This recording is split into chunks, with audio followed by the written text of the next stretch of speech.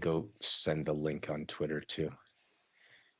Okay, we're live, and I'm just going to grab this link and pin it up here.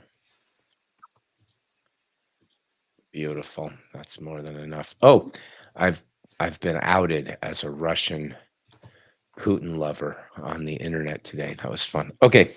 So, as I was saying, we are starting two new classes, Philosophy of Mind on Thursdays and Philosophy of Religion, the year one versions of each of those on Fridays. And today's Friday. Happy Friday. Happy coming up weekend. It's going to be nothing but awesome. And the crew is back together. I couldn't be happier. We had a little bit of a mix up with that Plato excerpt yesterday, and I'm going to make it up to you, I promise. However, in this collection, in this book of Philosophy of Religion, I happen to know that the first two sections lead exceptionally well into all the stuff that we want to talk about. So we're not going to have that same problem today. Um, before we dive right into all the philosophy of religion, trying to make sense of different theological terms and criticism and all of that other fun stuff, we get these first two sections to just sort of lead us into the water. And the first author whose excerpt we're going to read today is by Thomas Aquinas. And in year two, we do a heavy duty deep dive into Thomas Aquinas as one of our courses that accompany the backbone course, just like this course accompanies the backbone of year one. So let's take a look at Aquinas. He's really awesome. I don't usually do a lot of intro about the authors. So maybe we should do a little bit of that. So I'm sure you know who Thomas Aquinas is. Um, Catholic philosopher, scholastic, um, really not the kind of scholastic that you can just cartoonify into an Aristotelian exactly. He's certainly got some stuff from the Platonic side of things for sure. But the scholastics famously, they're kind of known for almost worshiping Aristotle. And when Thomas Aquinas, who we're going to read, when he quotes Aristotle, he calls him the philosopher. He doesn't even say Aristotle. He just says the philosopher. So it gives you an idea of the atmosphere in medieval Europe at the time. Scholastics were a big deal and a cool tradition, and we look at them a great deal in year two. But that's Thomas Aquinas. One of the things that's really fun is I had a conversation with another professor once, and I was suggesting that there aren't really very new ideas. There's new conversations, there's new terminology in philosophy, but the ancient Greeks were talking about all the same things, and it's an ongoing conversation. He said, "Well, yeah, but what about this and what about that? And here's a new idea." And I said, "Okay." Well, I think actually the way it came up was we were talking about Aquinas, and so and I think he had said something like, "Well, he didn't have access to such and such an idea." I said, "I'm not so sure that's the case." So we decided to pull up the Summa Theologica, and we started reading it, and we got it through like one and a half sections, and he said, "Stop, stop, stop." He's got everything in there. He's talking about utilitarianism. He's talking about deontology. He's talking about all of these other alternative ways of looking at it and then defending his way before Kant showed up, before Mill showed up. And it was really cool. So it's not a hard and fast rule or anything, but it's definitely a useful lens. What else can we say about Thomas Aquinas? Well, he's a saint. Why don't we just dive in? Because that's what we're here for. On the way in which divine truth is to be made known. Okay, so we can say something else real quickly. In the Summa Theologica, he has a structure to the way he deals with it. So he's writing a philosophy text. He said, let's do philosophy. I'm not going to bring up scriptures and make arguments based on anything like that. We're just going to do philosophy. But then he organizes all the things we need to know about. Do we need to know? Do we think it's possible to have revealed truth? What do we think the theologians are up to? I think he called them the divine uh doctors or something like doctors of the divine. That's probably not the right term. In any case, he identified the priests and theologians, and he said, can they get to truth in a different way? So he had those questions, and then he looked at creation and the nature of God and the nature of humanity and whole big book, lots of different questions. But what he does is he'll take a subject and he'll break it into certain questions that matter. And then, if I remember correctly, the pattern is he identifies the question. So he just sort of lists out the question, sort of in the title.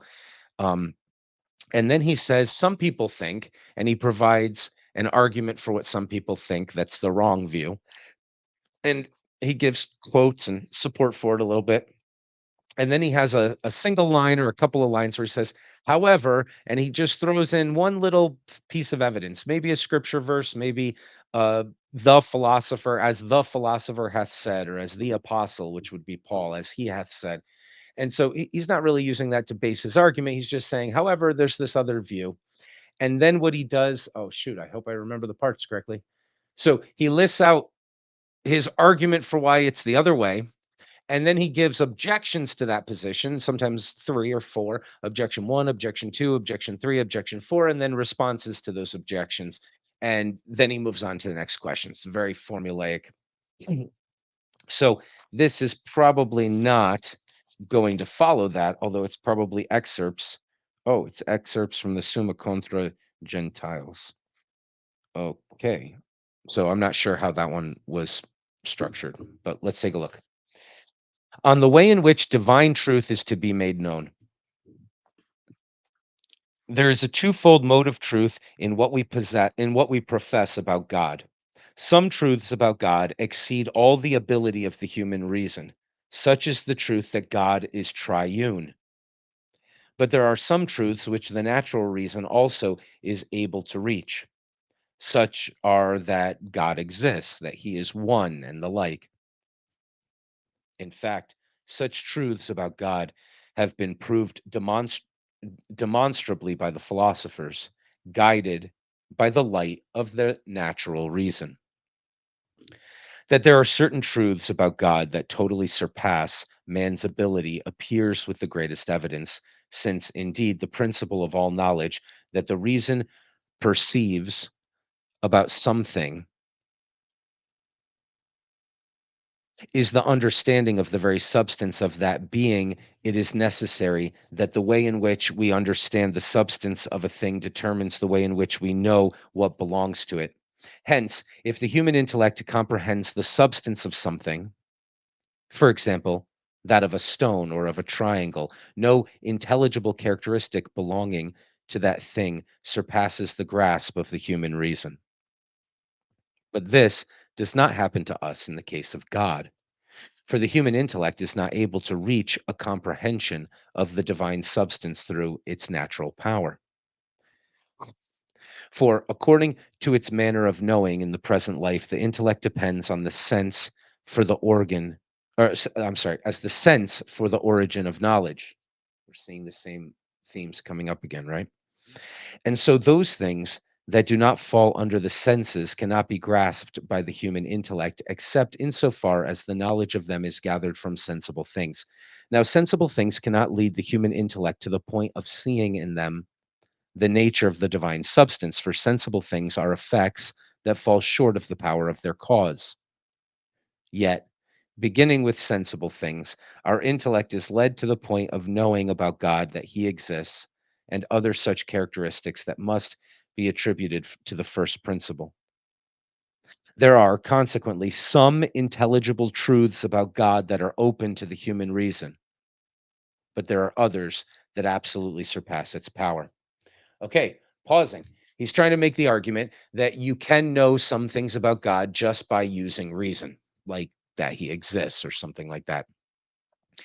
So, to talk about that, he has to say that there's two categories. And this is what scholastics like to do. They like to split things into categories um, and make distinctions. So, he says there are other things that you can know about God, but not through your reason alone. They kind of surpass your reason. Maybe that comes through revelation. He's not going to defend that here, but he does in other places. Now, he says, why? Why can't we know things about God all just through our reason? And he says, well, the reason can know everything about anything that can come to it through its senses, but God surpasses the senses, and so he surpasses human intellect. Okay? It's a pretty clear formula. Um, if God were like, a cup or something, then I could know everything there is to know about it just through my examination and my reason, because it's coming to me through the senses and because the senses are always lesser than the thing itself. He actually says that. So why is that important? Let's see here. Those things that fall under the senses cannot be grasped by the human intellect except insofar as the knowledge of them is gathered from sensible things. Now, sensible things cannot lead the human intellect to the point of seeing in them the nature of the divine substance, for sensible things are effect. Oh, sensible things. Never mind. I take that back. I misread it. So, sensible things don't tell you everything you need to know about God because they're lesser than He is as well. Okay. So, you can't just know Him, you can't know all that you could know about him through just the study of things through the senses and through reason. Therefore, you can, but you can know some things through just reason. Okay. That the truth about God to which the natural reason reaches is fittingly proposed to men for belief. Since, therefore, there exists a twofold truth concerning the divine being, one of which the inquiry of the reason can reach, the other which surpasses the whole ability of human reason, it is fitting that both of these truths be proposed to man divinely for belief. This point must first be shown concerning the truth that is open to the inquiry of the reason. Otherwise, it might perhaps seem to someone that, since such a truth can be known by the reason, it is uselessly given to men through a supernatural inspiration as an object of belief. Okay, so that's a new rule. If you can know something through the reason, you shouldn't be asking people to take it on faith. Those are the sorts of things that you can know about God through the reason. And you ought to, there's like a responsibility to do enough philosophy to understand what you can understand. Whoever is sending the message there, yes, you can be a part of it. I don't know if you're watching on YouTube or Twitter. Send me a DM and we'll send you a link to join next time inside the video part. But we will post your questions here to the live stream. New rule. There are, oh, yeah, new rule. So this new principle is that you ought to believe things that you can come to believe through reason alone by using reason. You shouldn't just assume that they're true um and not use that. I don't know if you're asking if it's a new rule. Send me a DM and we will post all of your questions or anything right here just like this as we go today. Okay. The first is that few men would, all right, so that's an interesting idea. Yet, if this truth were left solely as a matter of inquiry for the human reason, three awkward consequences would follow. So let's make sure I read that correctly since I misread something else he said earlier. Let's see. This point must first be shown concerning the truth that is open to the inquiry of reason. Otherwise, it might perhaps seem to someone that since such a truth can be known by the reason, oh, I'm sorry.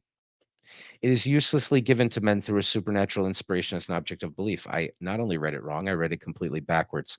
So let me dive into this and get my mind activated here. So, since therefore there exists a twofold truth concerning the divine being, one of which the inquiry of the reason can reach, the other of which surpasses the whole ability of human reason, it is fitting that both of these truths be proposed to man divinely for belief. He's saying the exact opposite. Okay. Some things you can know through reason, some things are revealed. It's fitting that all the things you can know about God are revealed, is what he's saying, which is the exact. I question your claim. Great. Well, pose it in a way that actually says more than just that you question it, and we will discuss your question. Point out what's wrong with it. Okay. This point must first be shown concerning the truth that is open to the inquiry of the reason. Otherwise, it might perhaps seem. So this point must first be shown concerning the truth that is open. Okay, so he has to show this point that it's fitting that all of the knowledge would be proposed to us. If this truth were left solely as a matter of inquiry for the human reason, three awkward consequences would follow. The first is that few men would possess the knowledge of God. For there are three reasons why most men are cut off from the fruit of diligent inquiry. This sounds more like Aquinas than what I was misreading a second ago. Okay. For there are three reasons why men are cut off from the fruit of diligent inquiry, which is the discovery of truth. Okay, so it's fitting that all of the truths about God would be given to us, he says. For one thing, not everybody can do philosophy.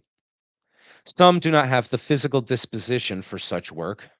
As a result, there are many who are naturally not fitted to pursue knowledge. And so, however much they tried, they would be unable to reach the highest level of human knowledge, which consists in knowing God.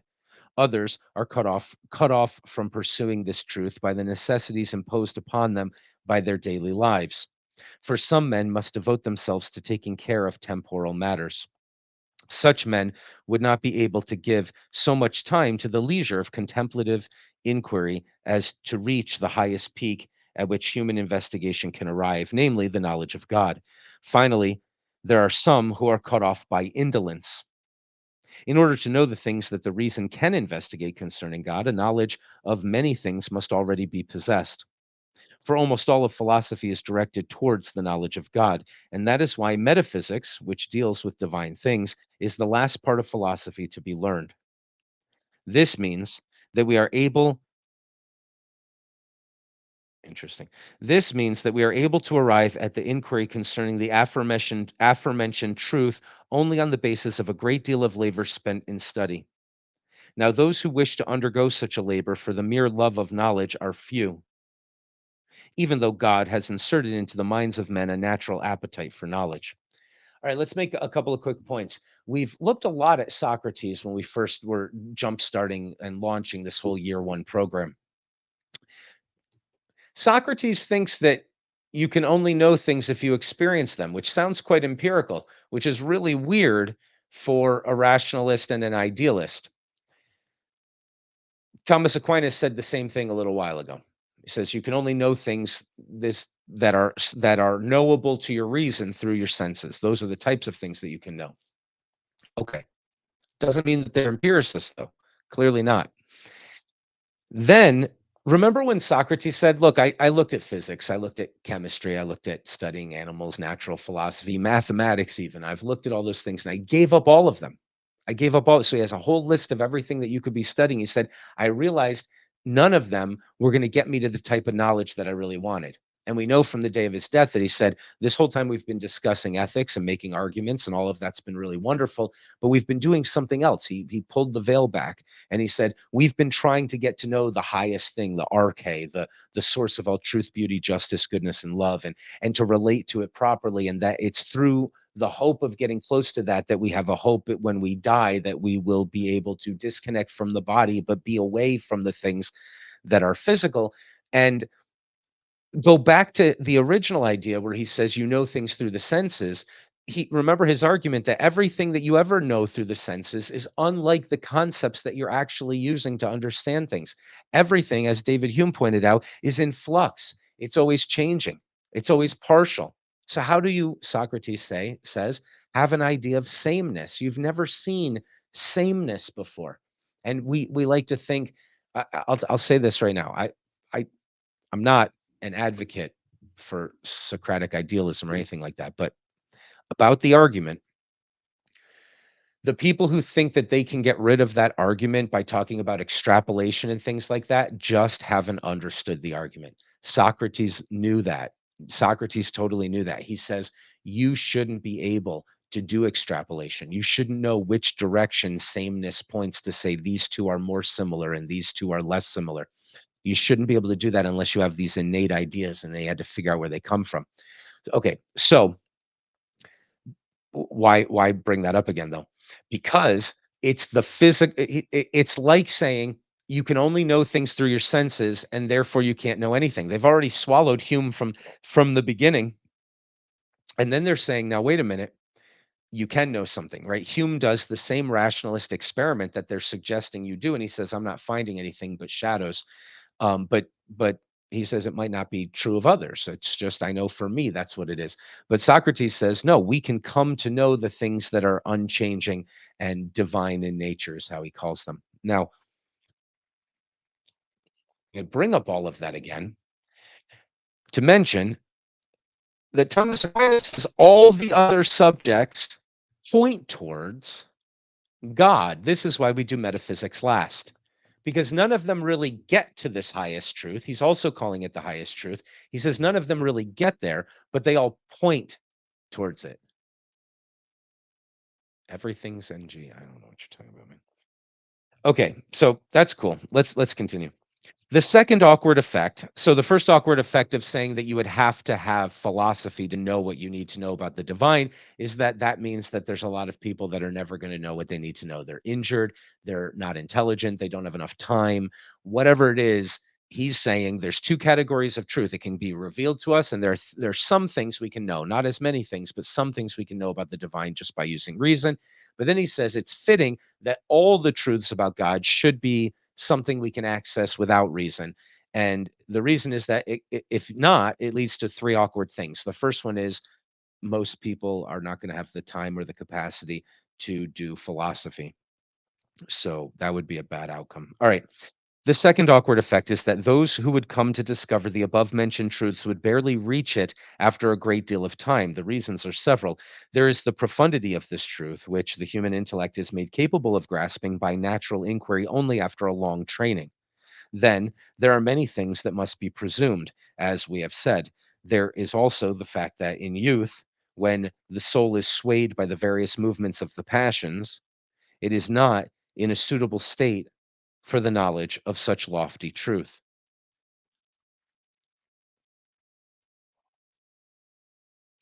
Remember, we read yesterday in the mind class, Socrates was saying these passions, these pleasures, these pains, these they nail your soul to something illusory, to something changing, to something that's not what its actual nature is. They make you think that that's the most real thing.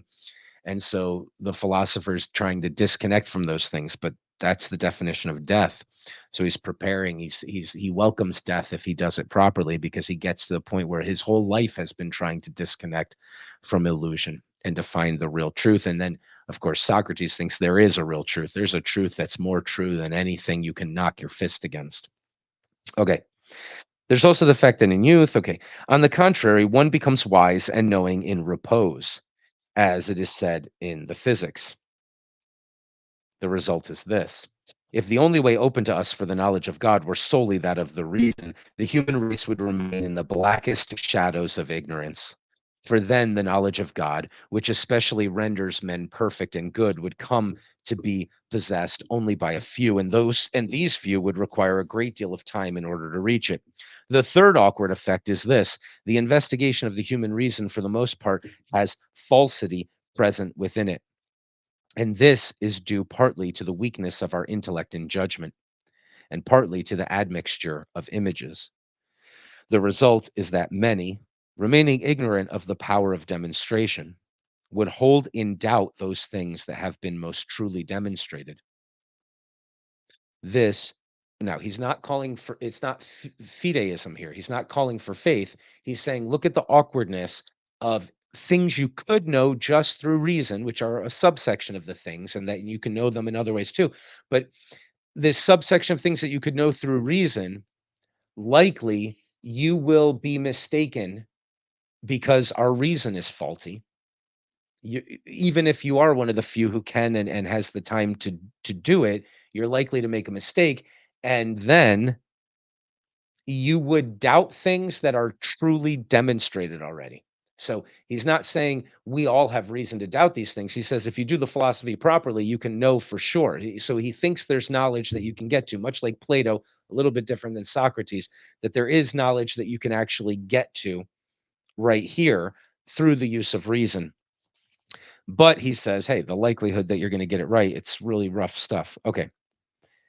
Uh, this would be particularly the case since they see that among those who are reputed to be wise men, each one teaches his own brand of doctrine. Furthermore, with the many truths that are demonstrated, there remains or there sometimes is mingled something that is false, which is not demonstrated, but rather asserted on the basis of some probable or sophistical argument, which yet has the credit of being a demonstration. That is why it was necessary that the unshakable certitude and pure truth concerning divine things should be presented to men by way of faith. Okay. At least he's named the other way of getting things, right? Revelation, but faith. Beneficially, therefore, did the divine mercy provide that it should instruct us to hold by faith even those truths that the human reason is able to investigate. In this way, all men would easily be able to have a share in the knowledge of God, and this without uncertainty and error. We're going to pause for a minute and make a comment. One of the things that Aquinas does that we have to be aware of in order to not misjudge his arguments is he will focus on a very important question, deal with that question alone. Sometimes when he's dealing with it, he'll rely on something that he proved in a totally different section, right? So you might read this and find lots of reasons to ask questions. Wait a minute. How do you know there's a God? How do you know he's a good God? How do you know that he wouldn't set up the world in such a way where only a few? It doesn't say the gate is narrow. Maybe he would set it up so that, you can only know it through reason, some of these things, blah, blah, blah, right?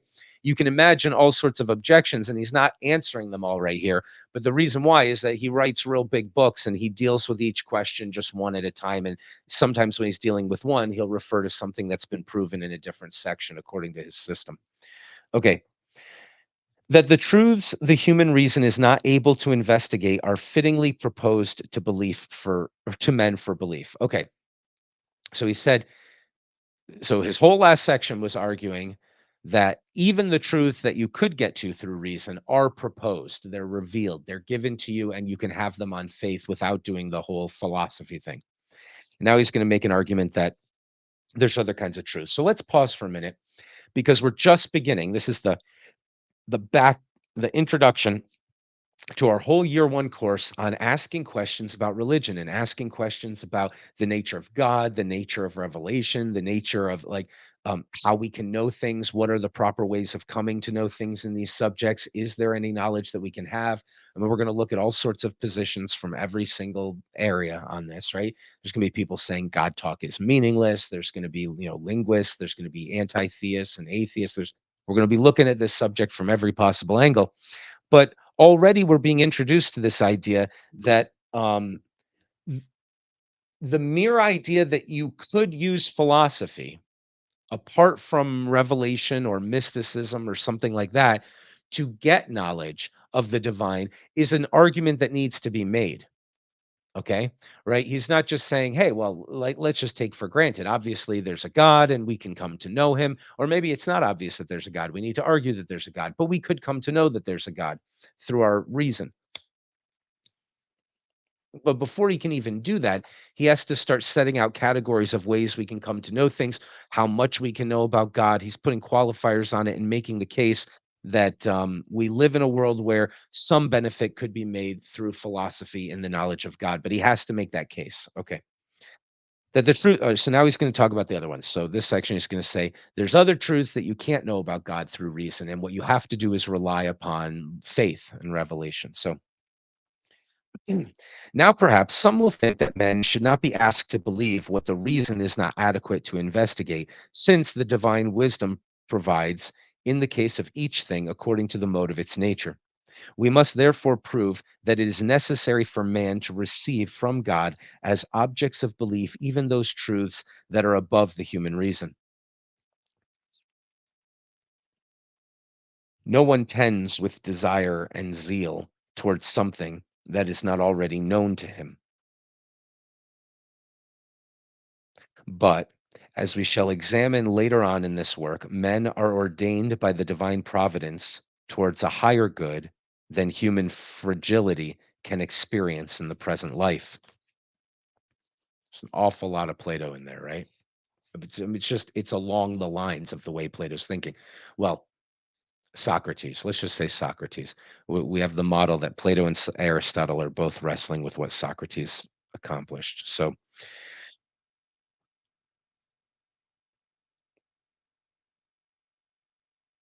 no one tends with desire towards something that's not already known to him. You got some idea of it, but you want to know more about it. But we shall examine later on in this work, men are ordained by the divine providence towards a higher good than human fragility can experience in the present life. So we're aiming at something beyond what we can accomplish in our lives. That is why it is necessary for the human mind to be called to something higher than the human reason here and now can reach, so that it would thus learn to desire something and with zeal tend towards something that surpasses the whole state of the present life. This belongs especially to the Christian religion, which in a unique way promises spiritual and eternal goods. And so, there are many things proposed to men in it that transcend human sense.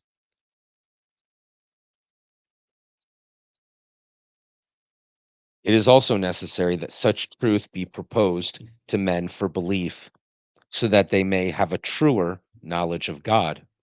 For then only do we know God truly when we believe him to be above everything that it is possible for man to think about him. For the divine substance surpasses the natural knowledge of which man is capable. Hence, by the fact that some things about God are proposed to man that surpass his reason, that there is strengthened in man the view that God is something above what he can think. Another benefit that comes from the revelation to men of truths that exceed the reason is the curbing of presumption, which is the mother of error. For there are some who have such a presumptuous opinion of their own ability that they deem themselves able to measure the nature of everything. I mean to say that in their estimation, everything is true that seems to them so, and everything is false that does not. So that the human mind, therefore, might be freed from this presumption and come to a humble inquiry after truth, it is necessary that some things should be proposed to man by God that would completely surpass his intellect. A still further benefit may also be seen in what Aristotle says in the Ethics. There was a certain Simonides. Elena, you can tell us, should we be using the pre-penultimate syllable for accent there? Simonides? Simonides?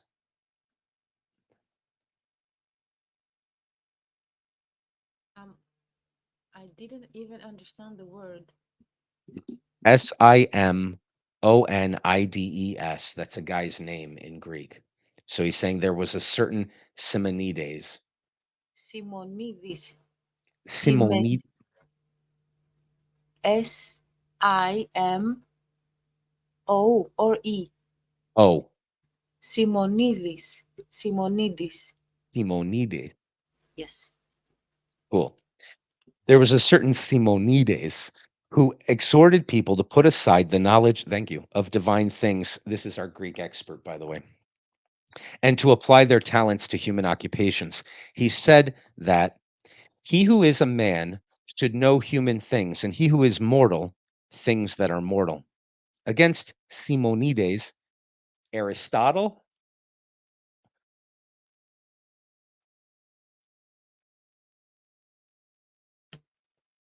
Aristotelis. Aristoteles. Yes. That's so awesome. Thank you. Aristoteles says that man should draw himself towards what is immortal and divine as much as he can, unquote. And so he says in his De Animalibus that although what we know of the higher substance is very little, yet that little is loved and desired more than all the knowledge that we have about less noble substances. He also says in the De Caelo et Mundo that when questions about the heavenly bodies can be given even a modest and merely plausible solution, he who hears this experiences intense joy. From all these considerations, it is clear that even the most imperfect knowledge about the most noble realities brings the greatest perfection to the soul. Therefore, although the human reason cannot grasp fully the truths that are above it, yet if it somehow holds these truths, at least by faith, it acquires great perfection for itself. Okay, this is an interesting question that he's wrestling with here. It's like, if there's such a thing as revelation, if there's such a thing as revelation at all, how is he, when he's embarking on this philosophical project, going to affirm its value? Okay. So he's saying, well, we're talking about things that are beyond our reason, but that doesn't mean we can't partially grasp them. also were aimed at things that, again, all of what we read with Plato in the original, it's like he's aimed at something that he's never going to be able to grasp until after he's dead. Right? He says here this is a particularly Christian thing, but of course Nietzsche said Christianity is Plato for the masses. So, it's not like he didn't know where this idea came from either. And I think the Catholic Church decided that Socrates had saving grace as well. So, we in any case, we can talk about that another time. But he's saying, okay, so why would it be fitting? Like, why should there be a category like that? Now, why is that such an important question? Well, if you're engaged in a philosophical project, you might want to develop a whole system. You want to make sure that maybe some of your beliefs don't contradict other ones. If you're asked to agree with things in your life outside of your philosophy that you don't have rational justification for, you can never know whether or not all the other things you think are in contradiction to that. And maybe they're all wrong if that one's right, or maybe that one's wrong, or you haven't fully understood it, which by definition you haven't, because it's something you can't fully grasp. But we want to avoid, typically, philosophers want to avoid anything that's contradictory. And we don't know for sure that things like this are not. So he's got to, by being a true philosopher, he's got to give an answer to why he even thinks it's okay to talk about these things. Notice this is our religious voice here, but he's not, even though he's bringing up things that he maybe proved in other sections, and this translation might not be the best.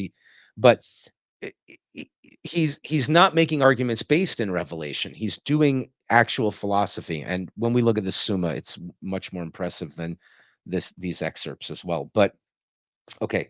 So let's move on to the next question. From his philosophical perspective, he's taking the time to give an argument for why it should be appropriate that there be revelation, that the priests, the doctors of theology, that they be able to get us to other truths. In fact, all the truths that we can get through reason can also be gotten that way, he says. And he says that's fitting, but he's taking the time to say it's fitting and appropriate before, well, he does this in the Summa Theologica. He does that first before he engages in his giant philosophical project, kind of creating the space, saying it's appropriate to do this. Here's why we could come to know some things through reason, but also how does that relate to, right? Where there's already a tension and a communication and a relationship between this brother sister camp of theology and religion and philosophy. That conversation we talked about in our intro is already happening here, right? We're just looking at one philosophical piece, but he's already communicating over the lines and saying what they're doing is appropriate, what they're doing should work, and here's why it would make sense that it would, and what I'm doing can work, and I'm going to carve out some space for why it's appropriate. We're going to be looking, before we even get into any of this stuff about God's nature or anything like that, we're going to be looking at all sorts of arguments against these positions, and try to figure out, is it even possible to know something through philosophy? Would it have to be faith?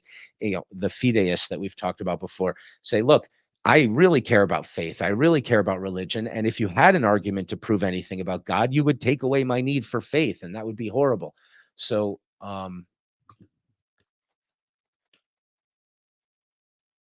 okay. No, you are awesome. That is really good stuff. Thank you for. Oh, I want to thank you, Elena. I've never asked you to do that before, but I want to start getting better at learning how to pronounce in Greek. And it's very gracious of you to be able to help us out with that. So thank you for that. Okay, let's move on to the next question. That to give assent to the truths of faith is not foolishness, even though they are above reason. Okay, once again, another bit of tension. And he's going to try to say, what's the right answer to this question? What's the answer? That it would be foolish to assent to a proposition that you don't know through reason, right? Philosophically, you could imagine that being a pretty well accepted rule from a lot of philosophers, right? So he's going to try to create some space here and say, no, wait a minute. We want to do philosophy, but our philosophy tells us that there are things our souls are pointing to, things that could be known, but can't be known in this mortal life. And we know enough about them to know that we want to know more. And the partial knowledge that we can have of those things that are kind of beyond our reason and beyond our reach are greatly edifying, and they orient us properly. And so he made that argument. Now he's going to say why. Now this is a different argument. It's a different question. Why it would be appropriate to say I believe X is true. Okay, this is a weird one. This is interesting. It's not like he doesn't know what he's doing. He's not sitting here blindly going, Of course, we can just believe things. He's not doing that. He's saying, okay, whoa, here's a good question. Let's pay attention to this. What question, Aquinas? The question of, is it appropriate to say, I believe X is true when I don't have a set of syllogisms to lead to it? I don't have sensory experience of the very thing I'm talking about, right? How can how can that be knowledge? How can it be appropriate to claim something to be true that you can't justify? This is this is St. Thomas Aquinas saying to the philosophers using philosophy, Hey, in this group, in this camp that we have, and we're arguing things out, people who make claims that they can't justify, that's appropriate. We're just not going to call it philosophical, right? We're not going to pretend that we understand it through reason. We're not going to fool ourselves. And in fact, part of the value of these partial truths that he thinks he can argue are available, part of their value is the humility that it puts in us to realize I don't really know this. And there are things I want and need to know that I can't fully know. So it would be inappropriate to say, I know it for sure. It would be inappropriate to say something like that about these things that you can't know through reason. But on the other side of the coin, he's going to try to make the case that it is not appropriate to say, I reserve judgment and I won't say that I won't assent. I won't give assent to a truth that I can't prove. Not what you'd expect from a philosopher, but not being a philosopher. Let's judge it. Let's see his argument for that. Those who place their faith in this truth, however, quote, for which the human reason offers no experimental evidence, unquote, do not believe foolishly as though following artificial fables, Second Peter 1:16.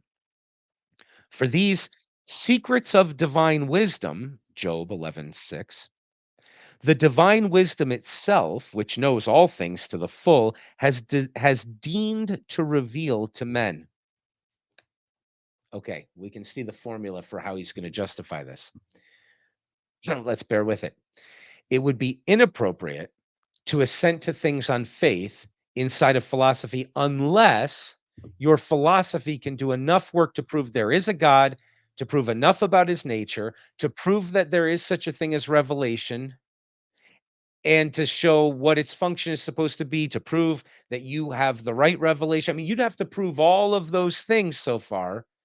But if you can do all of those things, then you can say, here's all my reasons for why this is a source of truth. So that's interesting, right? The fideists, who are also philosophers, they're saying, no, the whole point is that I believe things that sound absurd or can't be proven, right? There are skeptics who say, I'm not going to assent to anything unless I know it for certain. All sorts of different attitudes in philosophy, but everything is arguable in philosophy, including those attitudes. Okay, so let's see where he's going here. So he notice also that when he's using phrases to make his argument, he's putting in references to scripture verses, but he's not saying therefore what I'm saying is true. He's just referring people to these notions and where those notions are depicted more clearly perhaps, but his argument isn't based on because it says in Job, therefore the conclusion. No, these are just partial phrases within his thing and he's peppering it through. Okay. Or maybe he's not. Let's keep that judgment in mind. Let's be skeptical about that and see if we can catch him not doing that. Okay. It reveals its own presence as well as the truth of its teaching and inspiration by fitting arguments. By fitting arguments. Those things have to be known philosophically for it not to be inappropriate to affirm the others that are built off of it.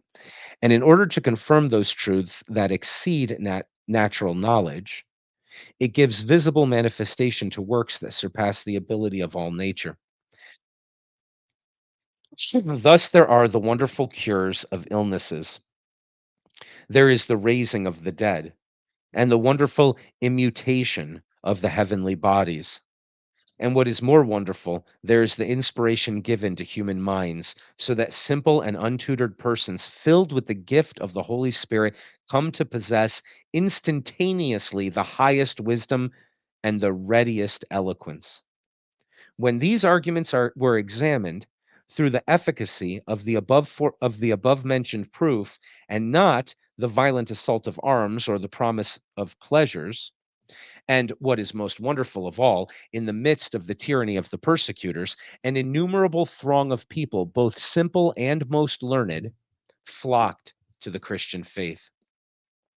In this faith, there are truths preached that surpass every human intellect. The pleasures of the flesh are curbed. It is taught that the things of the world should be spurned.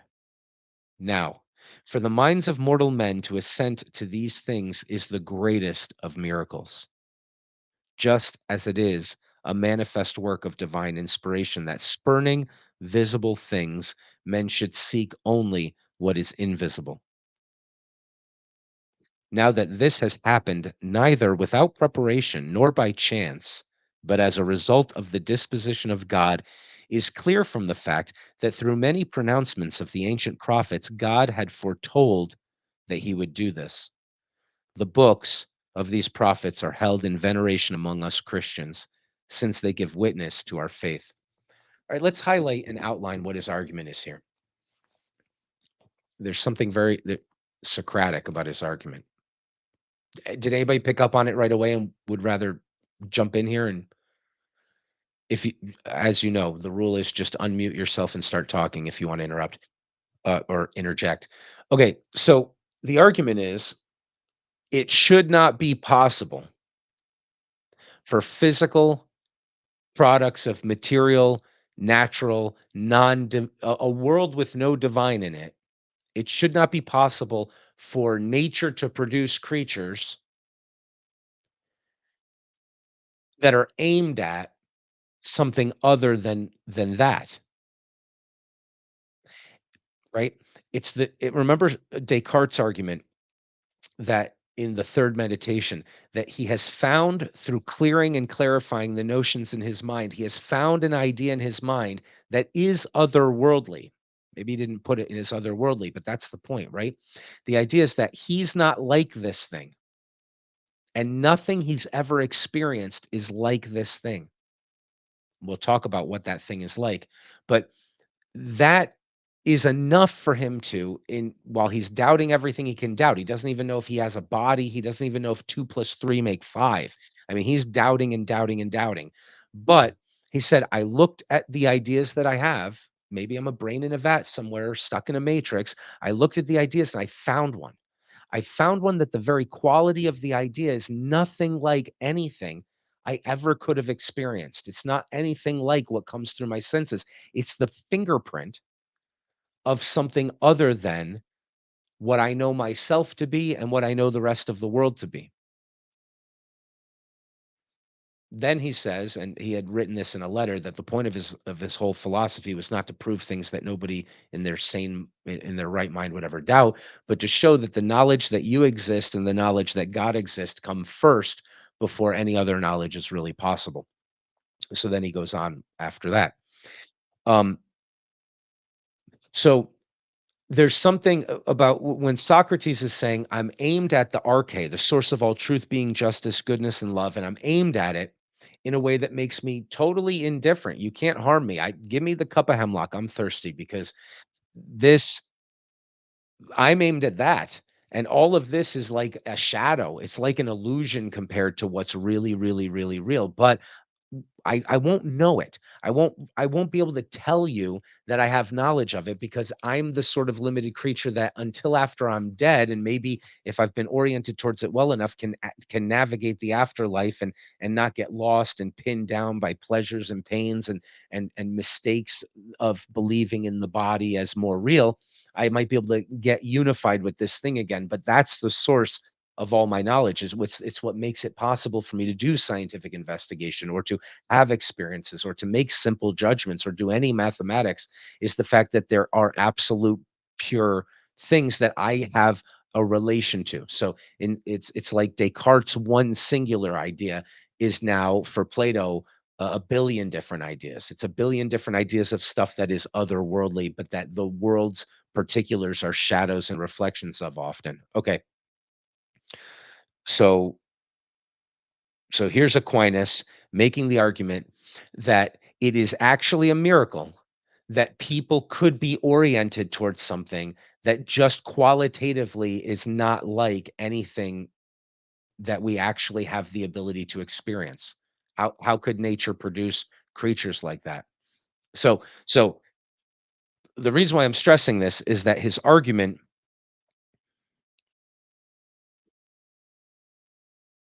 is partially that.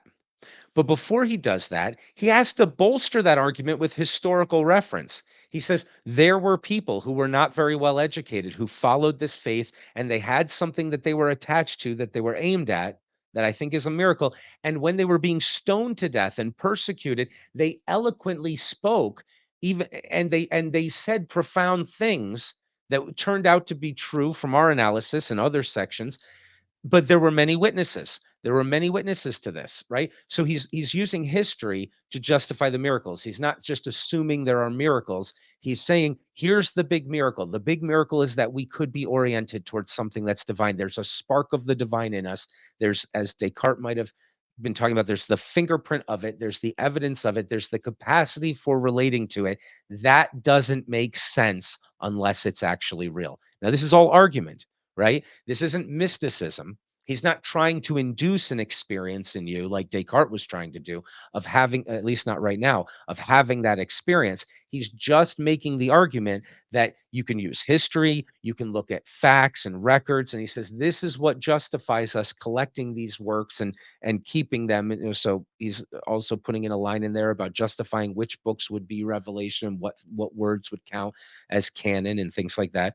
But he says this is the reason why we're justified in it is that there's actually a miracle happening right before us, which is it should not be possible to be oriented towards something like this to the and he adds to the point of death, and even in that death to miraculously be pronouncing things that stand up in his philosophical analysis and other sections, and that seem like the most profound truths possible from people who weren't well learned, right? He's working real hard to be a philosopher and he's saying, "Oh my gosh, I don't even have to do it." So he's kind of having fun as a philosopher because as hard as the job is, it's not even needed.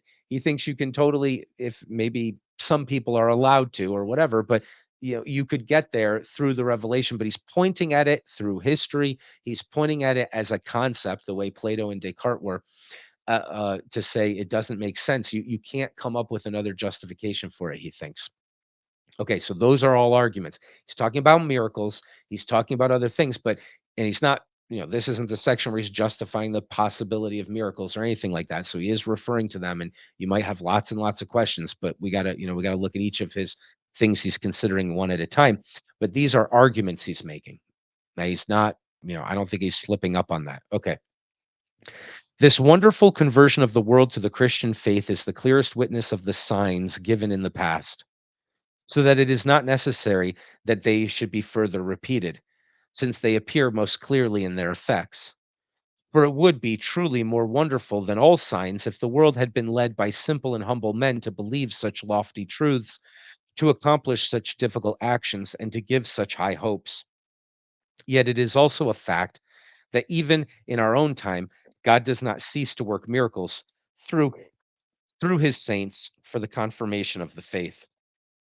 Yeah, he's not arguing that right now. He's you can almost feel him on his toes a little bit, right? He's justifying that it's okay to do philosophy, right? He's saying, Look, I'm not denying other things. Don't worry." Like again, he's not exactly on his toes, but he's saying these. I haven't proven this yet, and I haven't talked about that yet. And yes, it's true that there's other things here and there, but it's okay for us to do this. But this is the context, and it's a very humble context of philosophy, right? He doesn't think philosophy can get you to truths that you can't get to in any other way. He still seems to think it's worth doing, but he's sort of drawing the borders around philosophy and also kind of showing the relationship and maybe the curves of the border between these abutted countries of philosophy and theology. The next question he's going to talk about is that the truth of reason is not opposed to the truth of the Christian faith. Okay, so he's going to argue that reason isn't going to lead us to anything that contradicts anything that we know to be revealed. Um, I'm not going to put this on him because I don't think it's actually historically accurate. But we had talked in the introduction about different ways of thinking, and I had brought up science and its relationship to philosophy a little bit. Um, when when Francis Bacon wrote his book on how to do philosophy or how to do science, rather, excuse me, he dedicated it to the king. And so he has a dedication. Here's why I'm not trying to be a very famous author in any way. No, this is a gift to the king and it's submitted under his hierarchy of political power. But he dedicates it to the king and he says, I thought, Your Highness, about giving your royalty a gift that would aid in the practical administration of your kingdom.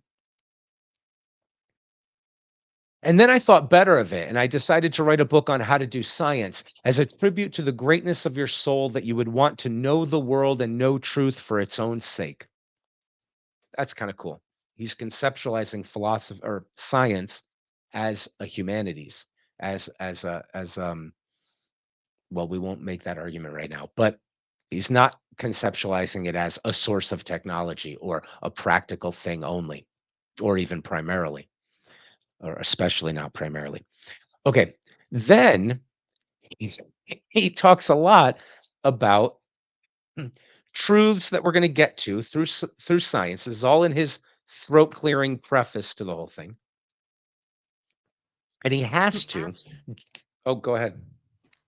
Um, before I didn't want to cut you off, but I would like to add something on regarding our connection with God, with the Good. source, Please. and the way that it is according to ancient Greeks at least, and as Aquinas mentioned it in a way subtly, the way that it is that knowledge of God exists within us, as he said that there are two definite things that we are conscious of, our existence and the existence of God. So I do not mind to add it at the end of the essay, if you'd like to No, go continue. ahead.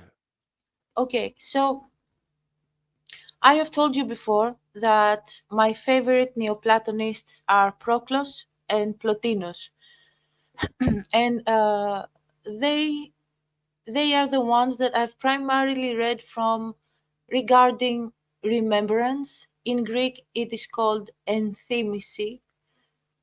It is like the the conscious remembrance of the past. It is part of the notion that the soul holds all knowledge and it is inscribed to it, or it is inscribed to our intellect, and the soul is the mediator from source to our conscious self.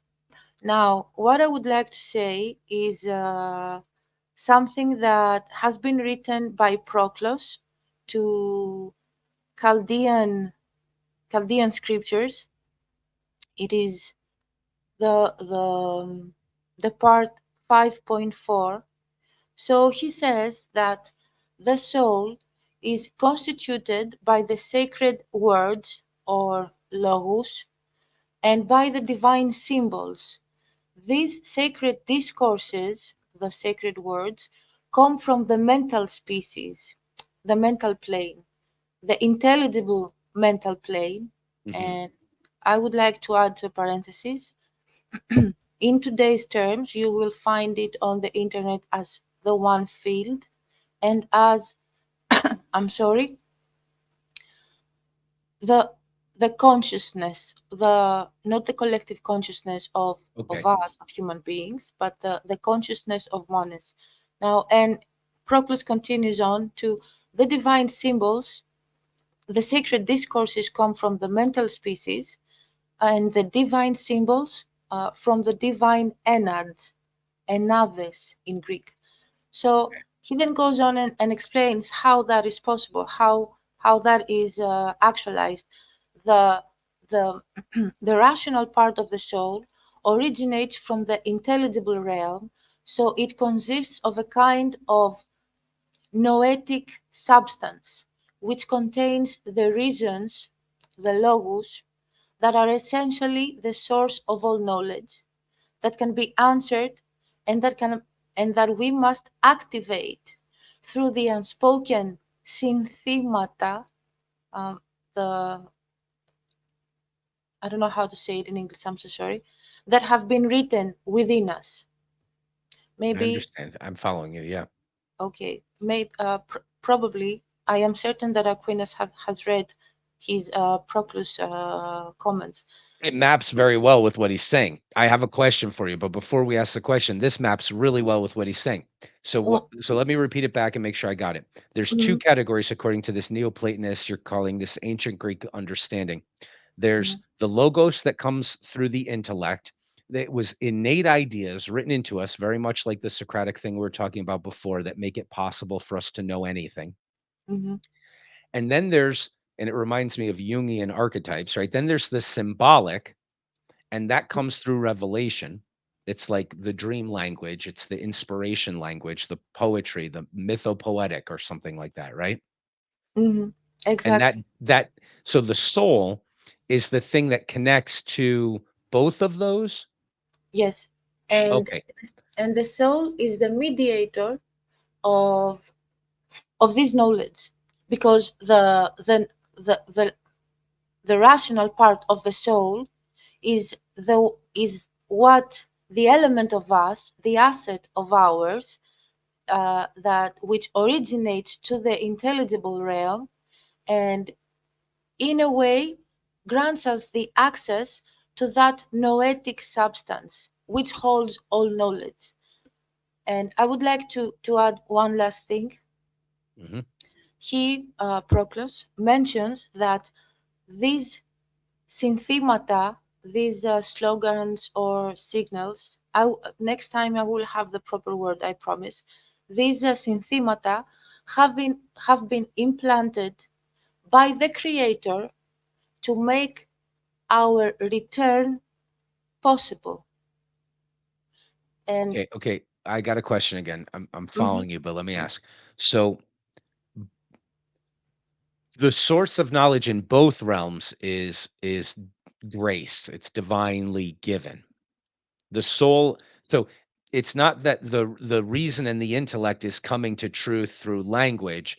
It's the soul's access to the logos and those innate written in ideas that make it possible for us to even start reasoning. Is that right? exactly, yeah, Okay. yes, Okay. Yeah. that Yeah. is a You that can is a see how consequence. Socrates is.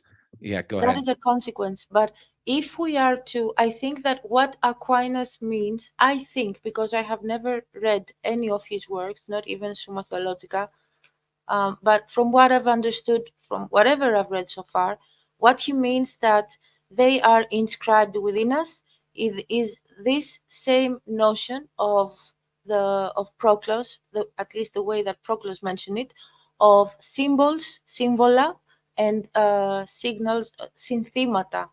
And by the way, Signs what and you mentioned symbols. about Jung and the archetypes, in Neoplatonic terms and Platonic terms, you will find it as enads, which are snapshots of the one. They are beginning of classes, Impressions, etc. images, snapshots, image. They're okay. Yes. Okay. Instances is a better word. Instances Instances of is better. the one, Yeah. Okay. the enads, and Oh, they are okay. the archetypes because they give Right. existence to being, and they are the They're peaks impressions at of the art. every level of the N. Say The that N, again? um, as Parmenides mentioned it, They and are they what? take their names from the derived causatives. Okay.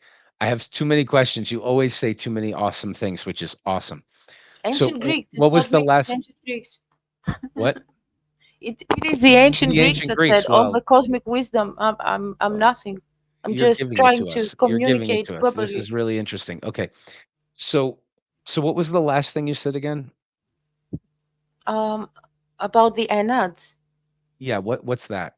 that you it is safe to correlate it to Jungian archetypes. In other terms, if you research today's knowledge, you will find it as oversouls. So, I believe it okay. is the Okay. equivalent oversouls. All right.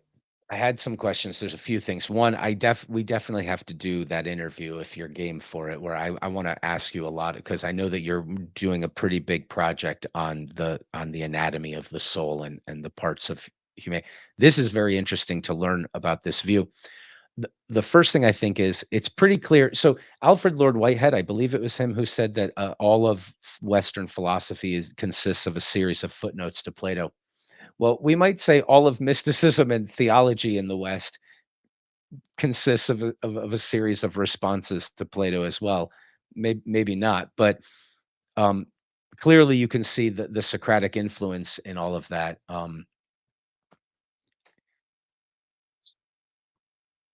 Just as a side note, we're going to be starting a deep dive into reading all of Plato's dialogues, just like the Summa Theologica, which we're reading in year two. We're going to do a year two thing on Plato's dialogues, and that'll be happening in about 3 weeks or so when we shuffle around the schedule a bit. Um, By the way, now yeah, that you mentioned Plato again, Platon, and I promise to stop talking as too no, you're much for good. say. Um, Proclus, at his comments on Timaeus, if you'd like, I can write on the private chat here on StreamYard the specific section. He says that with these unspoken symbols of gods that our source, the source of all souls, has sowed within us, within men, with these unspoken symbols. So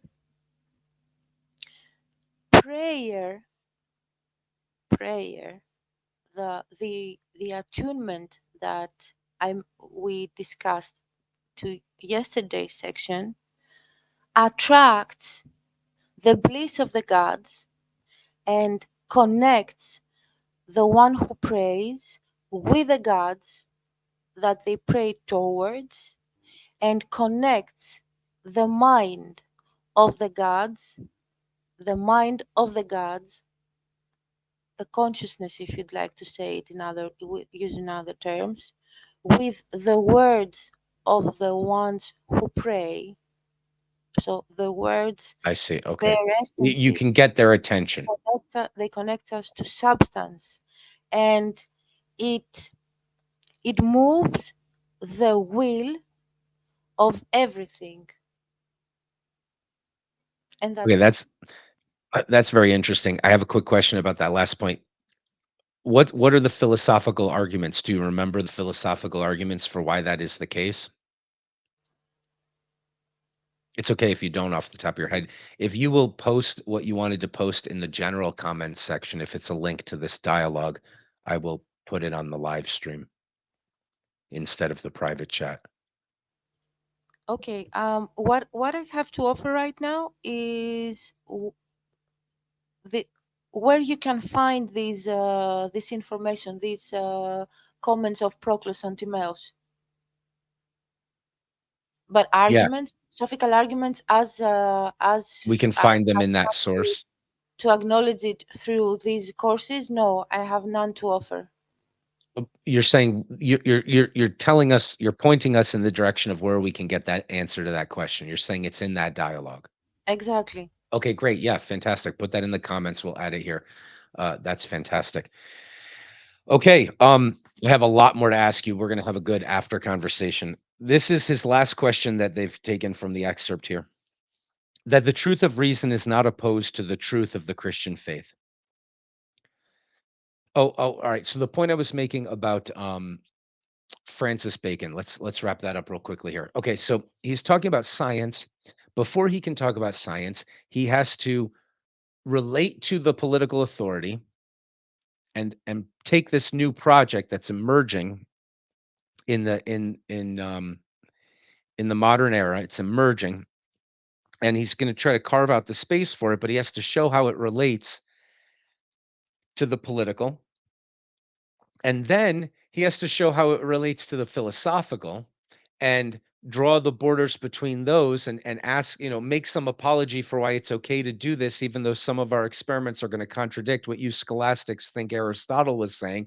And this was leading to bar fights at the time, by the way. Like, well, the reason why I'm talking about science, it doesn't seem relevant, is that what I'm really talking about is the emergence or of a way of thinking, and how that thing, just like the spheres we're looking at, theology and religion, mysticism, maybe we'll just tie a big now, make a big bubble over there, and philosophy over here with all the different camps that it has, and science over here.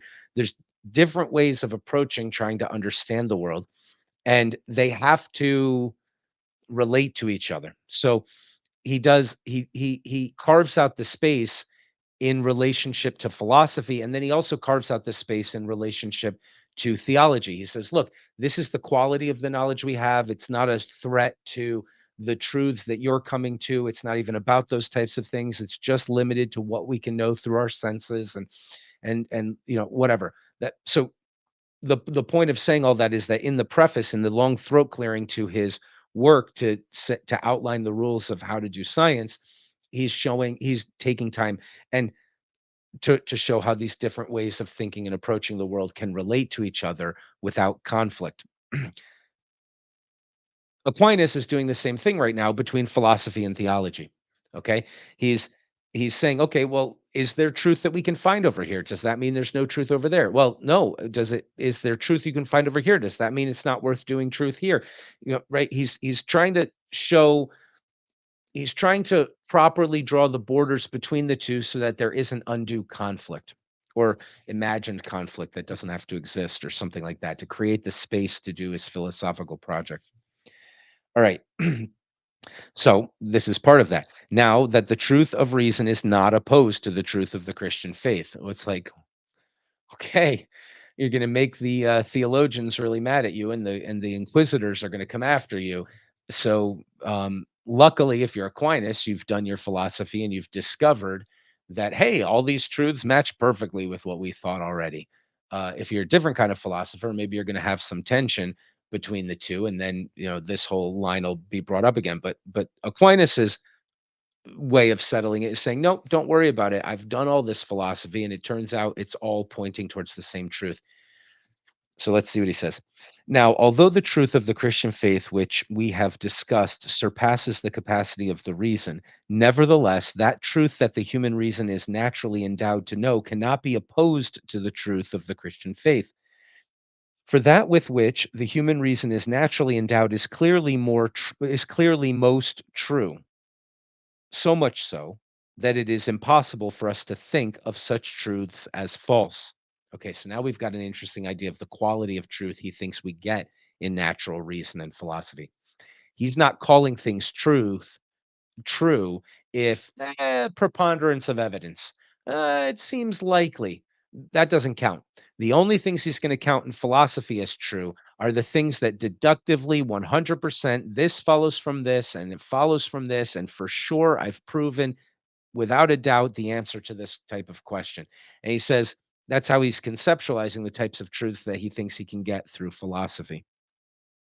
And then he's saying because that's the case, well, let's read on. Nor is it permissible to believe as false that which we hold by faith, since this is confirmed in a way that is so clearly divine. Since, therefore, only the false is opposed to the true, as is clearly evident from an examination of their definitions, it is impossible that the truth of faith should be opposed to the principles that the human reason knows naturally. Now, that's very interesting because we've said there's going to be a conversation between theology and philosophy here, that sometimes that conversation benefits philosophy, sometimes it sophisticates theology, sometimes it causes tension and difficulty where we realize there are problems that we didn't know about before. All sorts of benefits are going to happen between these two conversations.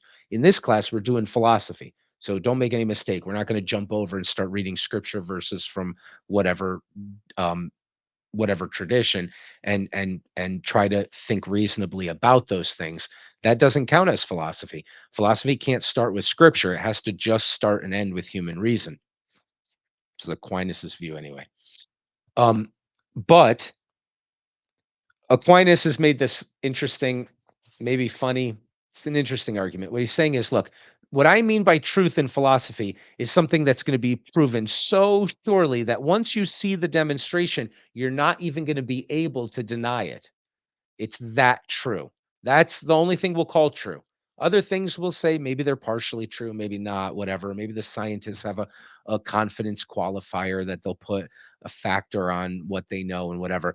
We can do all of that stuff too. But when I say we've got truth in philosophy, I'm only going to use that word for things that once you see the argument, you won't even be able to think that it's not true anymore. That's how strong it is. And then he says, of course, in religion and in theology and in revealed truth, those truths are so powerful that they're also undeniable in a different way. You don't know how to demonstrate them. They're about things that are beyond our grasp, but they are like the most true things you could possibly have. And then he says, now that I've shown that I'm only talking about things that are certainly true, well, how could they ever contradict each other?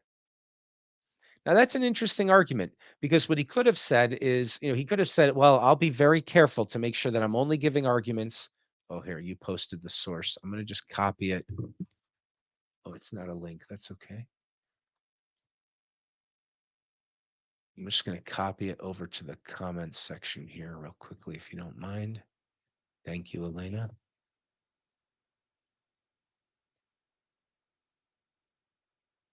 And put it there. And this is from Elena. We'll put it there. Okay.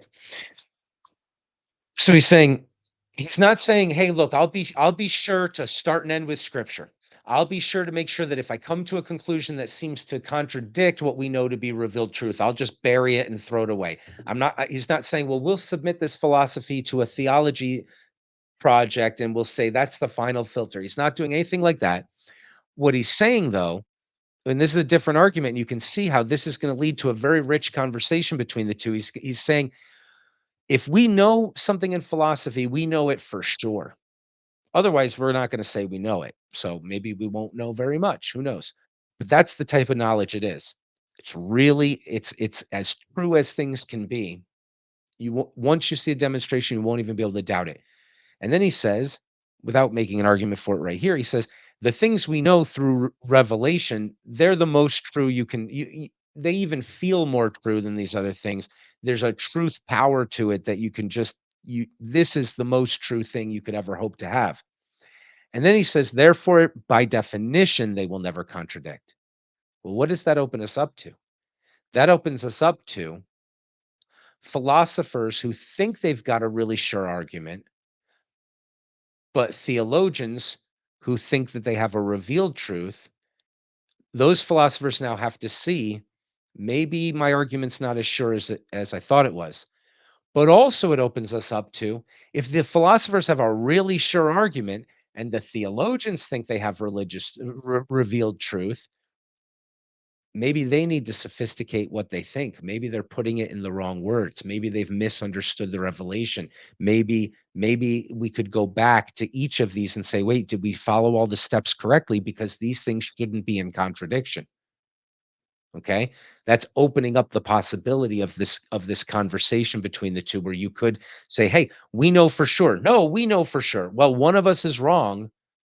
But the kind of thing that we'll say we know for sure is only something that we really think we did all the steps right. So one of us must be wrong. Go back and figure it out. And then this is what happens. And theologians think they understand, and then philosophers have this other thing, and it's a criticism, and they say, okay, let's go back to the scriptures. Let's see, maybe we were misinterpreting this. Maybe we thought it was easier to understand than it was. And then the understanding of the scriptures gets sophisticated through criticism from outside. Likewise, those theologians, they're not just saying, I believe it, I believe it, I believe it. They're using the rules of right reason also, which are available to them. They're just doing something that's kind of illegitimate in philosophy, if you want to be in that game, which is saying, I'm going to start with revelation. So the scripture says this, the scripture says that. How do I make sense of those things? Doesn't this one contradict that one? What are the implications of this? They're still they're not just saying, some religious people are, but the theologians, that's different than just, there's other parts of religion, but the theologians are saying, let's use the rules of right reason to try to figure out what's actually true that has been revealed to us and what it means. Well, maybe they made an error. Or sometimes they work something out so much that the philosophers say, "Look, I thought I told you that wasn't right." And they go, "No, we know this is right." "No, I thought we took for, like, we're sure of this." And they go, "No, we're really sure of this." And then sometimes the philosophers go back and they realize, "Oh, I had, through the conversation, you're bringing up some notion that I never even considered before." I mean, modal logic is invented through this. There's a lot of things that are very rich that get developed through this conversation between religion and philosophy, and that includes, the philosophers that are not like Thomas Aquinas, the ones that are atheistic. There's a really, there's that famous saying, there's only two people who believe in God in the village, the rabbi and the village atheist, right? So there's a lot of really, really rich conversation that happens between these two, and we're going to be looking at the philosophical side of it, but we're also going to be seeing the communication between the two. All right, this is almost done. Let me wrap up here. Okay. Furthermore, that which is introduced into the soul of the student by the teacher is contained in the knowledge of the teacher. That which is introduced into the soul by the student of the teacher is contained in the knowledge of the teacher, unless his teaching is fictitious, which is improper to say of God. Now, the knowledge of the principles that are known to us naturally has been implanted in us by God, for God is the author of our nature. These principles, therefore, are also contained by the divine wisdom. Hence, whatever is opposed to them is opposed to the divine wisdom and therefore cannot come from God. That which we hold by faith as divinely revealed, therefore, cannot be contrary to our natural knowledge. Okay, here's his second argument for why the two won't contradict each other. The reason why they won't contradict is that God gave us, as Elena was pointing out, this is a Neoplatonic, this is all, look, Socrates affected everything. He really did. Um, this idea that the notions that make it possible for us to be reasoning were written into our nature by God. Okay. The rules of reason come from something. Now, we might not want to call it God. We might want to call it God. It doesn't matter. There's all sorts of other people who don't want to call it God are like, look, there's something written into us here. This faculty of reason has rules that come with it. 16 categories if you're Kant, right? There's they're talking about those same things that Plato and the Neoplatonists, Elena was talking about, that Descartes was talking about. They're talking about this idea that there are things that we think and ways in which we think that without which thinking wouldn't be possible. And those things we didn't figure out. We didn't come because we were doing them from the start if we were doing any thinking at all. We just didn't realize it, maybe. Okay. So he says, look, whatever the source of that is, you could call it the cosmos as a whole, you could call it nature, you could say evolution wrote it into you. It's it's not something that can contradict truth, which the pragmatists would Savad, the pragmatists would jump up and down if he wanted to say that. They'd be super thrilled, right? If it's written into us, he's saying it's written into us by a God that wanted to make it possible for us to come to know him and to use reason. But even if you wanted to say it's just written in there, if you acknowledge these categories, it's just written in there by nature. Nature selected away things that weren't like this, or it wrote it into the code of what makes it possible to think. Okay, fine.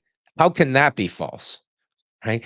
If it's the universe as a whole, or if it's God, and we're going to see some interesting ideas that, there are certain philosophers who talk about the universe as a whole, not in the context of theology at all. And then we're going to be reading some theologians, or I'm sorry, some philosophers of religion, some philosophers of theology, who are going to talk about the nature of God. And there are books that you could just take the covers off of and swap and realize that they're talking about the same thing. Now, I'm not saying that God is the universe as a whole, by the way. I'm not saying that. But what I'm saying is there are people who are approaching those two subjects and they're discovering things about them that are true of both of them. Okay. So for the pragmatists, for the Savad's interest here in William Jamesian pragmatism, even a radical embrace of Darwinism and science, if even if you were to say, I don't believe in something supernatural. I don't believe in the divine. I believe that whatever we are is the product of our of nature selecting away things that don't fit in well with it. And here we are as personalities fitting in well with the universe, right? Um, Again, I'm not saying that's the correct view, right? Descartes is saying, um, there must be a God that's a part of my environment because part of what is me is written in, and that's more of what Aquinas is saying right now. I'm only trying to make the point that denying the supernatural doesn't get you away from this argument that's being made here. If you wanted to deny it in that way, okay. Furthermore, that which is introduced in this, so his argument is his argument is not, of course, the evolution one and the pragmatism one. His argument is, look, what wrote that into us was God, and God can't be the source of telling us something true in theology and telling us something of how to think and then getting to right conclusions in philosophy. How could he be the source of something that contradicts itself? One of us must be wrong if it seems like there's a contradiction. And again, that leaves both sides open to criticize the other, to say it's your fault. No, you're the one making a mistake. No, well, let's go back and try to prove that we're right. And that going back and forth, there's a dialectic. There's dialectic in philosophy, but there's also a dialectic between this sister brother relationship of theology and philosophy. And again, we're going to be doing the philosophical side, but we got to see what the relationship is there. Okay. These principles, therefore, are also contained by the divine wisdom. Hence, whatever is opposed to them is opposed to the divine wisdom, and they therefore cannot come from God. That which we hold by faith is divinely revealed, therefore cannot be contrary to our natural knowledge. Again, in the presence of contrary arguments, our intellect is chained so that it cannot proceed to the knowledge of the truth. If, therefore, contrary knowledges were implanted in us by God, our intellect would be hindered from knowing truth by this very fact. Now, such an effect cannot come from God, right? He's kind of appealing to the theologians here. It's like, think about how this argument works if he is talking across the border here. He's saying, now, wait a minute. If somebody, now, Ghazali, who's another one we're going to look at in year two, not as deeply, but we could. Ghazali is a Muslim philosopher who, it won't be fair to sum him up in the way I'm about to sum him up, but in the general gist is he wrote an incredibly powerful philosophical text, just like Aquinas did. The point of his philosophical text was to prove that philosophy is utterly worthless, that you can't get to truth. You should just read the Quran because that's the only source of truth, right? Aquinas isn't doing that. By the way, we have to deal with Ghazali because he didn't come in like a vandal and say, you guys are a bunch of jerks. Read the Quran, read the Quran. He actually said, okay, I'll put the Quran down. I'll put it down. I'll put it down. I'll just use reason and I'll demonstrate that you can all not know anything and everything you think you know is utter garbage. And you could never do a better job. It's never going to lead you anywhere. So now I'm making an argument. Just using reason, I'm making the argument that that's what you should be doing to try to come to truth. It's not exactly fair to sum it up exactly that way, but he does do that. It's not unfair either. Okay. So what is Aquinas doing? Aquinas is saying to these theologians, he's saying, look, if you're afraid that we're going to go do some magic stuff over here and suddenly disprove God's existence, everything, remember, what made it possible for us to reason was God. Don't you agree? Yeah, of course. How can God be the source of a method for us to come to truth that would contradict his other truth? How could God write into us to be self contradictory? Do you think that God would make us all insane and mad because he would put principles of thinking in us that do contradict each other, let alone the revealed truth? No, he made it possible for us to know things. This is Aquinas's position. He made it possible for us to know things. You would agree, right? So then why would it be wrong to do philosophy? And we might use, there, first of all, large portions of scripture, not the majority, but large portions of scripture simply are philosophy. Uh, Job and the dialogues he has with his friends. It's a narrative philosophy, which puts it in that high category of what we were looking at with the consummate thinkers. Uh, uh, Ecclesiastes, right? God says, "Come and let us reason together." So It's not like the you shouldn't read the Bible as a philosophical text. You shouldn't read it as a science text. It's something else. It's in that realm of mythopoetry that we've talked about before and that we spend a lot of time looking at, and it's very worthwhile. Aquinas thinks it is too. But he's using arguments and sort of tossing them over the fence and saying, "Hey, if you want to argue that philosophy can't get you to some of the truths, I'm not saying all of them. I'm not even saying the most profound ones. I'm saying some of them.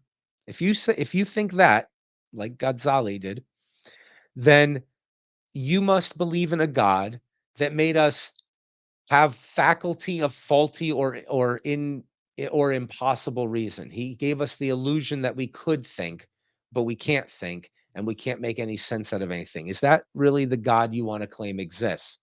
Right? No? Well, then it's okay for us to do this philosophical project, right? You don't have an objection to that. So he's carving out the space. I'm not saying it was in that tone or even in that drama but the arguments he's making are carving out that space here. And those are the concepts that he's considering. Okay. And again, what is natural cannot change as long as nature does not. Now, it is impossible that contrary opinions should exist in the same knowing subject at the same time. No opinion or belief, therefore, is implanted in man by God, which is contrary to man's natural knowledge. He doesn't say natural reason can get you to all the truths.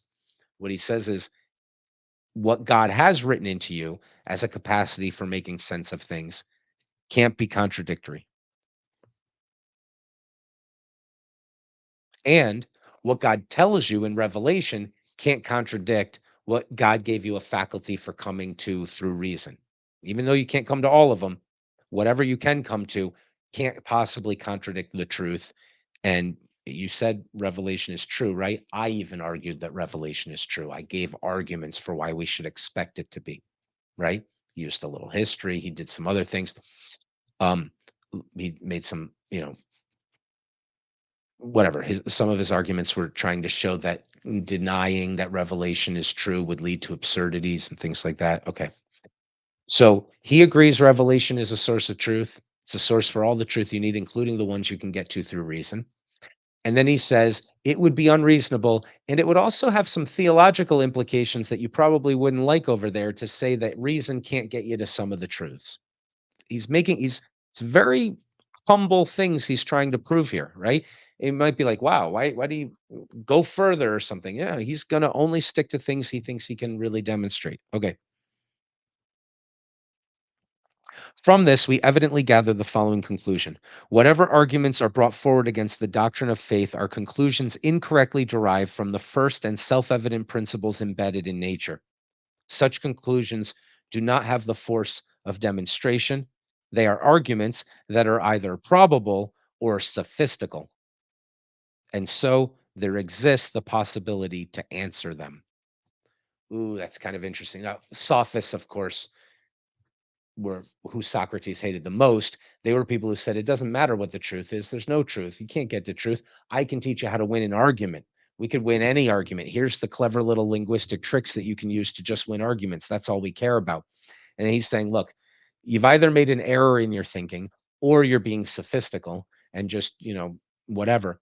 But in either case, if your truths are contradicting other truths, somebody's wrong here. And what that means is that you're either being sophistical or you've made an error. And in either case, we could use reason to answer you. Okay. We can point out what's faulty about your argument. Right. So there's another reason to do philosophy properly because he said, look, truths can't possibly contradict truths. There's truth over here in Revelation. I made that argument somewhere else. We'll look at the Summa Theologica. He does a much longer thing than this excerpt here. But there are truths over there. I think we can get to truth over here. What kind of a God made us think we could, and our faculties contradict each other? No, oh no, you agree? Okay, we can get to truth over here. We can reason. You use reason when you're trying to make sense of the scriptures. Okay, so we've got that. Can they contradict each other? No. What does that mean? What that means is that if they seem to, There's something wrong with an argument somewhere. But that means we can use reason to sort that out. That's just yet another proof that this would be a worthwhile thing to do. Okay, so I tried to talk not exactly in a historical context, but more in a conceptual context between these imagined camps communicating with each other. Um, I think that was worthwhile, but what it took us away from was having a conversation where we're really just trying to think about the sort of the truths he's trying to point out here, and what we think about them and how good we think his arguments are. So what we'll probably do is quickly refresh on what he argued, and then go into the after conversation where we can talk about these notions themselves. So he argued on the way in which divine truth is made known, and he said there's two categories. You can come to know truth through reason. It's divine truth because something divine wrote into you the capacity to be able to do that, and that's flushed out in other places, like not just with Aquinas, right? It's not just a claim. It's there's things that they identify as or anyway. So first he brings up the two categories. Then he says that the truth about God to which the natural reason reaches is fittingly proposed to men for belief. So he says there's two ways we can come to know things. We can't know everything through reason. We can even have hints of things that we can't know through reason, but that means we don't really know them, but they're kind of like the most profound things we could partially know because we're limited. But the things that we can know here, it's proper that those also be revealed. So he makes some arguments for that. And it's a reductio ad absurdum. He says, how could it possibly be that God would make a world where only a select few people with the capacity for philosophy and who have the leisure time to do it and who also aren't injured in any way are the only ones that could possibly come to truth? And then he talks about um, historical evidence of, is this where he does this? I think it is. Power of demonstration. Yeah. He talks about historical evidence of people who weren't well learned and not very eloquent, suddenly speaking very eloquently about things that he thinks we can also prove are very, very profound truths. So he's looking at history, and then he has this grander point, which is the biggest miracle of all is that we can be oriented towards this thing at all, and that's proof that there is revelation, there is human reason that works, and you should believe in it, that it works, and that if they, later he says if they contradict, then we've made a thinking error somewhere. But that means we can answer it with thinking properly. But also that all of the truths we can come to in reason, they're also revealed and they can be revealed. Then he says that the truths of human reason is not able to investigate are fittingly proposed for men in belief. So first he argues that it's fit that there be revelation of the things we can come to know through reason. And then he has to argue that it's fit that there be revelation for things that we can't come to know through reason. Okay, that's fit that those things be revealed, not even fit that you say them, right? That's different. You could say, okay, we think it's true that God, that the divine can speak to people and that they can come to know things that they can't know through reason, but they should shut up about it because they don't have a reason for us to agree with them, and anybody can make that claim, right? So he's not making those two together. He's just making one. The scholastics are very good at cutting things up into little pieces, making distinctions. So he's just saying it's fit that there be such a thing as revelation. And then he argues in a different section that it is fit to give assent to the truths of faith, or no, that to give assent to the truths of faith is not foolishness, even though they are known above reason. Totally different question. One, it's fit that you should be able to have things revealed to you, but two, it's also fit that you should say that you believe those things, the statements, even though you can't fully wrap your head around the statements. They're the types of propositions that you don't know how to deductively demonstrate. It is still fit that you say you believe they're true, that you give assent to them, that you affirm them, even though they are beyond your reason. So he gives arguments for that, including the fact that these are some of the most profound things, and that, of course, you can only know them partially because of your nature and your mortality, but that being oriented towards them and being interested in them, first of all, was a miracle, he pointed out earlier, that proves something about how true these things are, or that it's true that there is such a thing as the divine, but also that the point is very much Socrates' point. The point is to be oriented towards it and be interested in it, and then to get closer to a picture of it. That's the greatest thing you could possibly do. So that what was his other argument in here? Those who place their faith in this truth, however, for which the human reason cannot offer experiential or experimental evidence, do not believe foolishly as though following artificial fables. For these secrets of divine wisdom, the divine wisdom itself, which knows all things to the full, has designed to reveal to men. It reveals its own presence as well as the truth of its teachings and inspirations by fitting arguments. By fitting arguments. Okay, yeah, that's right. The reason why, okay, this is interesting. There's two reasons. The reason why it's fitting and it's appropriate to affirm the truths of things that you can't really get to just with reason alone is that one, God gives you reasons. Let's look at that again.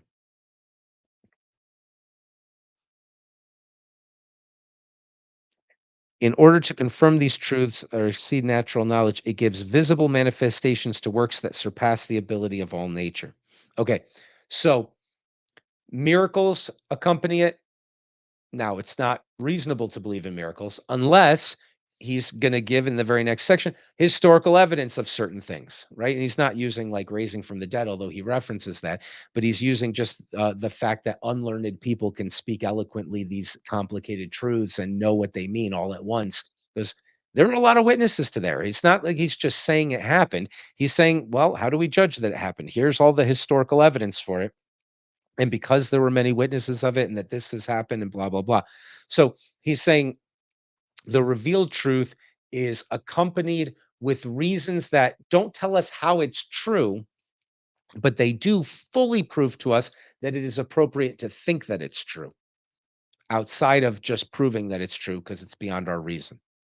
And we won't go into all the parts of that, but you can imagine there could be a lot of parts of that that nobody in philosophy is going to let you get away with that too easily. You're going to have to really prove a whole bunch of things in order to say I can assent to a proposition I can't really wrap my mind around. But that's okay. They often do that. And then he says that the truth of reason is not opposed to the truth of the Christian faith. And that's the one that we spent a lot of time on just finishing.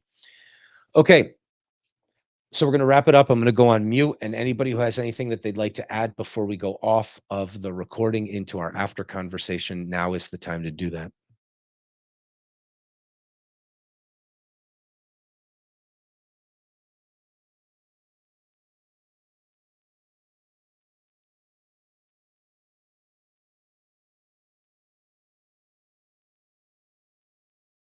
Okay, here we go. Let's talk it all out. See y'all later.